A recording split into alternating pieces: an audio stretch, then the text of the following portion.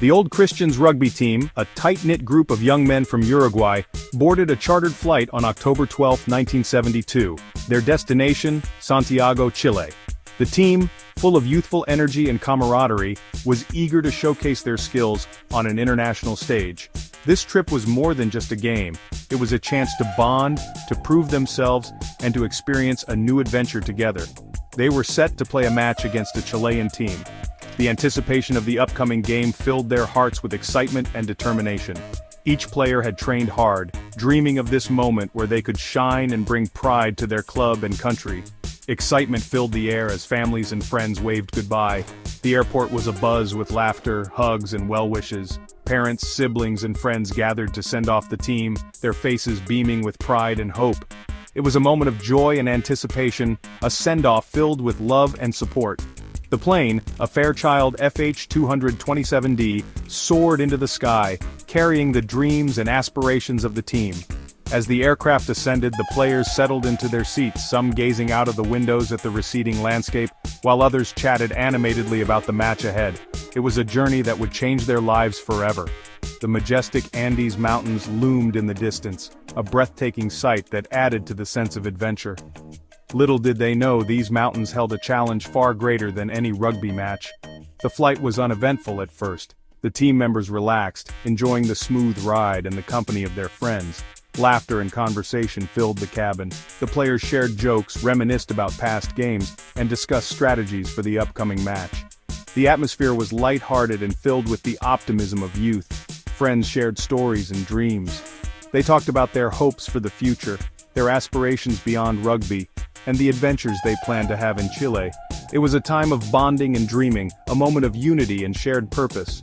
The Andes Mountains, however, loomed closer. The towering peaks covered in snow were both beautiful and intimidating. The team marveled at the sight, unaware of the danger that lay ahead. The weather too began to shift. What started as a clear day gradually turned ominous as dark clouds gathered over the mountains. The once serene sky now hinted at the brewing storm. Clouds gathered, casting an ominous shadow over the snow-capped peaks. The mood inside the plane remained cheerful, but outside, nature was preparing a different scenario. The pilots, unaware of the treacherous conditions ahead, continued their course. They relied on their instruments and experience, confident in their ability to navigate through the mountains. The passengers, trusting in the crew, remained oblivious to the danger. They continued to laugh, talk, and dream, completely unaware of the storm that awaited them. Unbeknownst to all on board, they were flying straight into the heart of a fierce Andean storm. The journey that began with so much promise was about to take a dramatic and unexpected turn. The plane shuddered violently. Oxygen masks dropped from the ceiling. Fear gripped the passengers. They were caught in a fierce storm. The plane tossed about like a leaf in a hurricane. The pilot struggled to regain control. Outside, the mountain peaks were hidden in a blinding whiteout. Visibility was almost zero. Suddenly, the plane hit something solid with a deafening crash. The impact was catastrophic. The fuselage ripped open, flinging passengers and debris through the air. The plane, broken in two, slid down a glacier, coming to a stop in a desolate, snow-covered valley. 12 passengers and crew died on impact. The remaining 33 found themselves stranded in one of the most remote and hostile environments on Earth. The survivors emerged from the wreckage, their faces etched with shock and disbelief.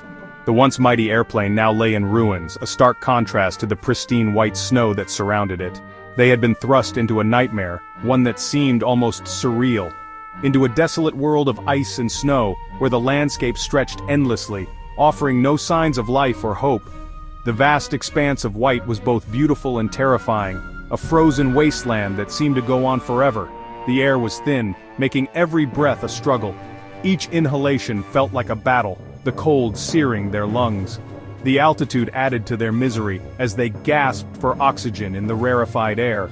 The silence was broken only by the howling wind, a constant reminder of their isolation. The wind whipped through the mountains, carrying with it a chill that cut to the bone. It was a haunting sound, one that underscored the desolation of their situation.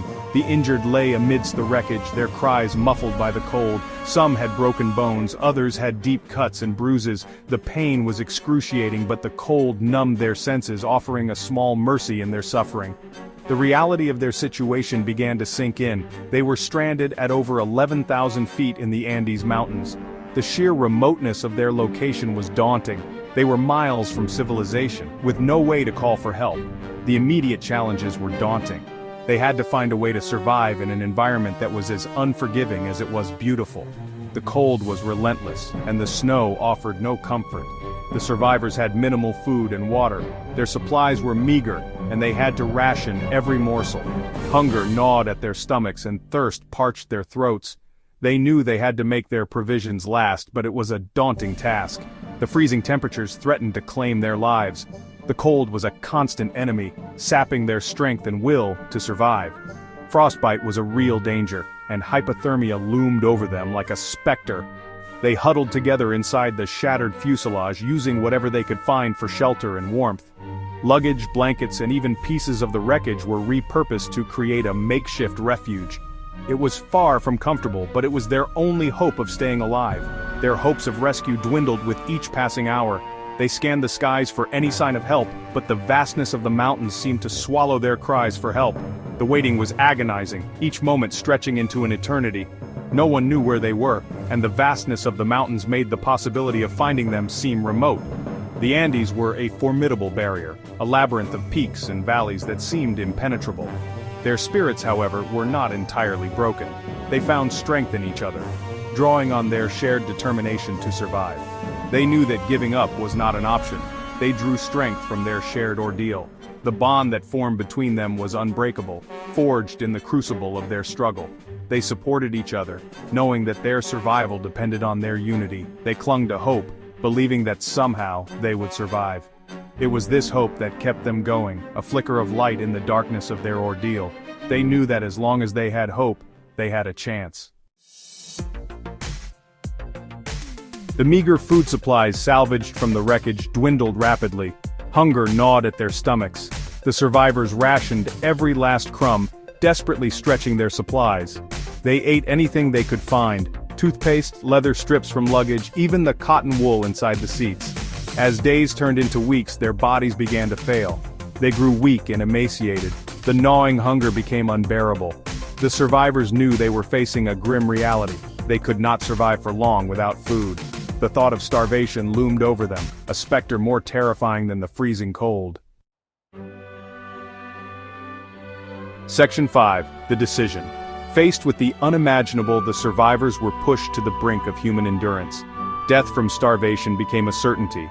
Then an unthinkable proposition arose: to consume the flesh of the deceased. It was a decision born of desperation. To live, they had to do the unthinkable. They wrestled with their consciences, grappling with the taboo. Yet the instinct to survive, the will to live, proved stronger than their revulsion. The decision to consume the bodies of their friends and teammates weighed heavily on their souls. It was a testament to the extremes of human endurance, a choice made under the most dire of circumstances. Section 6. Hope rekindled the expedition. As the weeks dragged on, hope began to dwindle. The survivors knew that if they remained stranded, they would perish. They needed to take fate into their own hands. An expedition was planned. 3 of the strongest, Nando Parado, Roberto Canessa, and Antonio Vizintin, would venture out to seek help. Their journey was fraught with danger. The mountains were treacherous, the weather unpredictable. They had only rudimentary supplies and clothing ill-suited for the harsh conditions. Yet, they pressed on, driven by the faintest glimmer of hope and the responsibility they felt for their fellow survivors. Their trek was a testament to the indomitable human spirit, a beacon of hope in the face of seemingly insurmountable odds. Section 7. A Beacon of Hope. For 10 grueling days, the 3 men battled exhaustion, hunger, and the unforgiving terrain. They climbed treacherous slopes, traversed glaciers, and endured freezing nights. Their bodies were pushed to the limit. Then on the 10th day they stumbled upon a sight that rekindled their hope: a shepherd's hut. They had found their way back to civilization. Their ordeal was not over, but they had found a way out of the frozen wilderness. The shepherd, alerted by their presence, rode for help. The news of their survival, when it reached the outside world, would astound the world. Section 8. Rescue and Aftermath. News of the survivors spread like wildfire. The world was captivated by the incredible story of endurance and survival against all odds. Families, friends, and strangers alike were glued to their screens, eager for updates and praying for the safe return of their loved ones. The world watched in disbelief and awe as helicopters touched down near the wreckage. The sight of the rescue teams braving the harsh conditions to reach the survivors was both heart-wrenching and inspiring. 6 survivors were airlifted to safety that day. Their faces, etched with exhaustion and relief, told a story of unimaginable hardship and resilience. The remaining 8 were rescued the following day. Each rescue operation was a race against time, with rescuers battling the elements to bring everyone home. After 72 days of unimaginable hardship, the ordeal of Flight 571 was finally over. The survivors, who had endured freezing temperatures, avalanches, and the constant threat of death, could finally begin to heal. The survivors were hailed as heroes. Their return was met with tears of joy, applause, and an outpouring of support from around the world. Their story captured the world's imagination, a testament to the limits of human endurance. Headlines around the globe celebrated their incredible will to survive, yet the joy of their rescue was tinged with controversy. As details of their survival emerged, the public was faced with the harsh realities of what the survivors had to do to stay alive. The revelation of their cannibalism sparked debate and moral judgment. Many struggled to comprehend the extreme measures taken, while others empathized with their dire situation. However, the survivors were ultimately embraced with compassion and understanding. Communities rallied around them, offering support and recognizing the extraordinary circumstances they had faced. Their story, a testament to the fragility of life and the extraordinary resilience of the human spirit, continues to resonate today. The survivors' accounts serve as a powerful reminder of the strength and determination that lies within us all, even in the most desperate of times. Section 9. The Enduring Spirit of Flight 571. The story of Flight 571 is a powerful reminder of the tenacity of the human spirit. It is a testament to the power of hope, courage, and the will to survive against all odds.